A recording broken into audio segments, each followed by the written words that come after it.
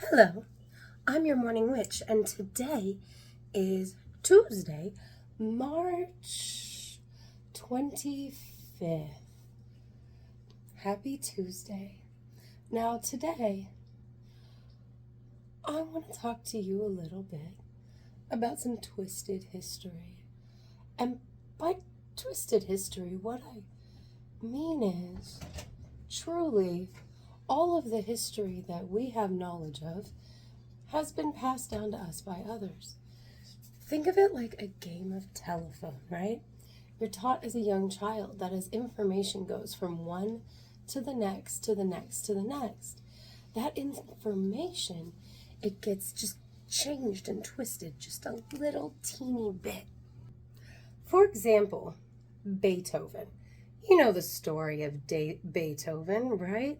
Ludwig von Beethoven, the famous deaf composer from the 1800s. Fun fact, my ancestor palled around with him. That's fun to know. I learned that when reading a biography about my ancestor. But anywho, Beethoven, deaf and a composer, right? And we're all like, if Beethoven can compose music while deaf, you can do anything, or anything's possible, right? Twisted history. So today, I was 2 years old when I learned the truth about Beethoven. And it's not some dark, disgusting truth like ruins Dr. Seuss and others for us. No. It's not that kind of truth at all. It's the kind of truth that lets us know that what we in the current era think of as our history is truly a game of telephone where things are misrepresented to the point of falseness that is believed to be outright truth. I know. I'm sorry. I'm trying to perfect this part of the lashes, but I want to build the suspense too, because... Okay, so today I was reading a little bit about Beethoven. Apparently there's some hair that was clipped from him at his death because he wanted it studied. He wanted people to know his story. And I was like, yeah, everybody fucking knows the Beethoven story, right? He was a composer who was deaf but overcame his deafness. And if that's the wrong word, I do apologize, but he overcame his deafness and was a great musician, right? Wrong. Absolutely wrong.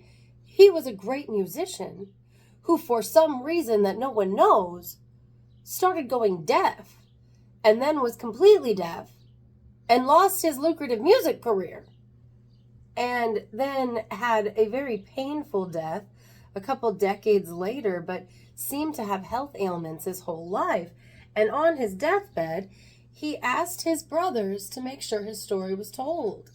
And I mean, obviously they tried to, right? I mean, I doubt there's a person who is watching this that's like, I don't know who this Beethoven you speak of is.